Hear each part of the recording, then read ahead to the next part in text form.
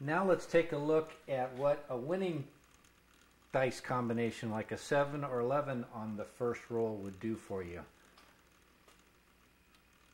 I'll coin it up and stop the clock.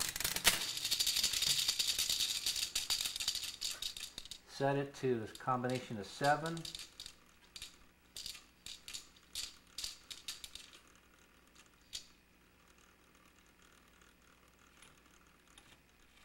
Lock that into position. Alright, now again, as this lever raises up, we'll throw the dice out into the viewing position.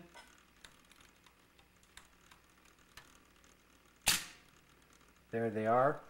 And then the important thing that's going to happen this time, when these two levers let go, remember this is the one that senses all of your other combinations. You'll see this one drop off of this bar. And this one will drop too, but because it's a winning combination of the 7, there's a notch or a hole in this drum that we're lined up with. So this right hand lever is going to drop much further and go in. And when it does go in,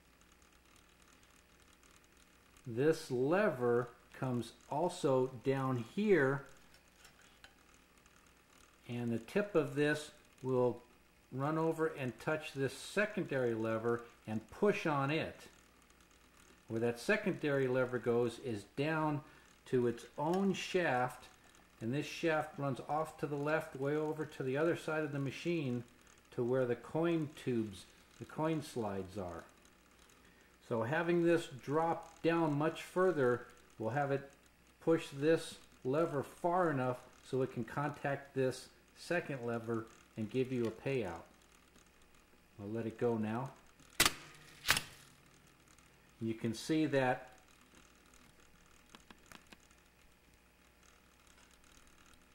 this lever and this lever are not at the same height. This one went down much further because it was able to go into one of those holes, and we pushed this all the way far enough to hit this secondary lever which rotated this shaft. And rotating this shaft will come through this wall and lift up on a lever, and this lever is holding back the coin slides. Right here, coin slides. I'll let that payout go again, and you'll see this lever lift up, and you'll see the coin slide move forward.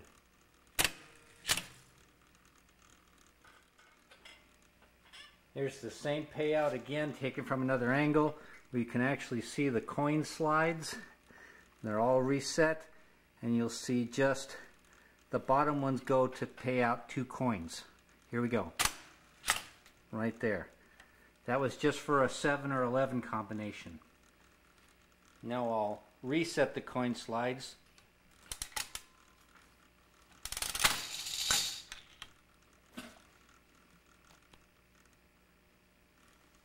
And now I'm going to simulate hitting a big winner that pays out 8 coins. You'll see all the slides go at once. Now we'll look at a roll where you don't get 7, 11 or crap out on the first come out roll, but instead you get a number like 4, 5, 6, 8. I'll coin it up.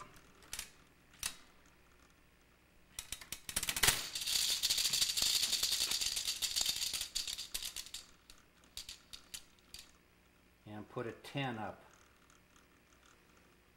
So what will happen after the 10 combination is thrown out into the viewing area, these 2 levers will drop.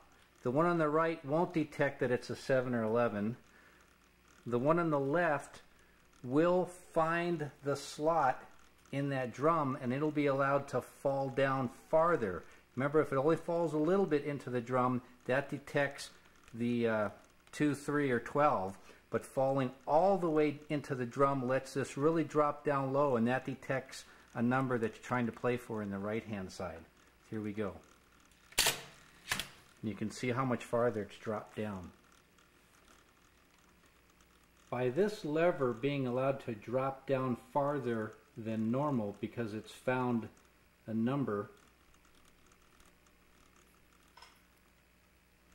the rod but the arm goes way down here, and by being allowed to go further, it went far enough that it could push on this peg.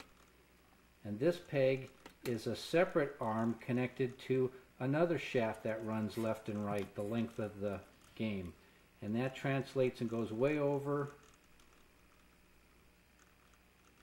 to this side of the mechanism, which this is behind where the coin entered. The coins slide down, and as I'm pushing on that lever, you can see that this is the back side of that feeler peg, that feeler finger that's going through and looking for a coin to be there.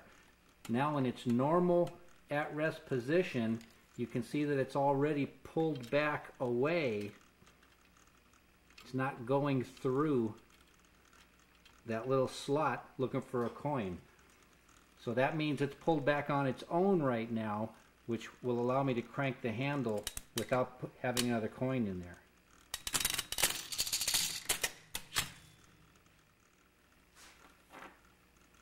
I've cycled the machine again so that I have a 6 as my dice combination in the left-hand window, and that's left as seen from the front of the machine. We're looking at the back.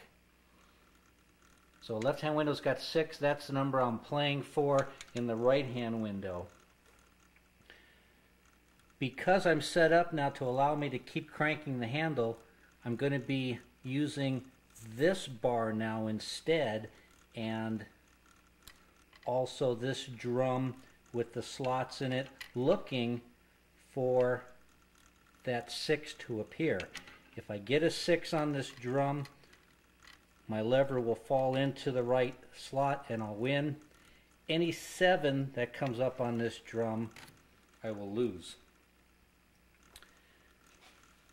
Now, because on the first drum you can have several different numbers like 4, 5, 6, 8, 9, or 10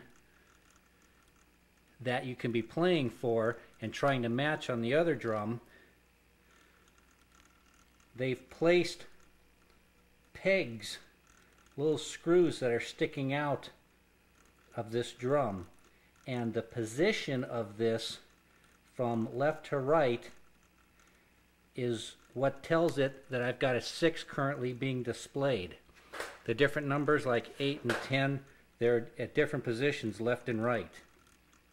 So as I crank the handle and start playing this right hand drum, what will happen is this whole bar here, this assembly, will slide over until this lever touches and stops.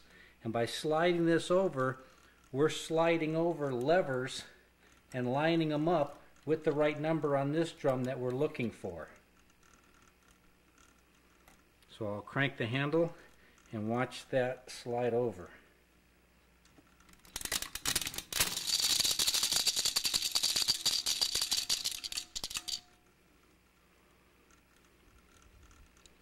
Now I'm going to dial it up to the winning combination of 6.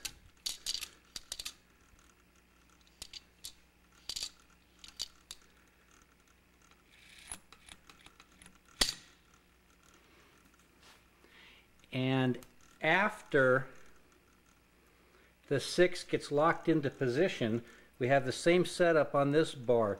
This one dropped out first, and that's what locked the drum in position. Then the next thing that happens is raising this lever will throw the dice out so they can be seen. And when the dice gets thrown out, that's when this goes over and sits and aligns itself with the number 6. So now this lever can go all the way in. And it's going to be one of these two levers here. Notice how this one dropped down further. That's your 6 going over and finding the right slot.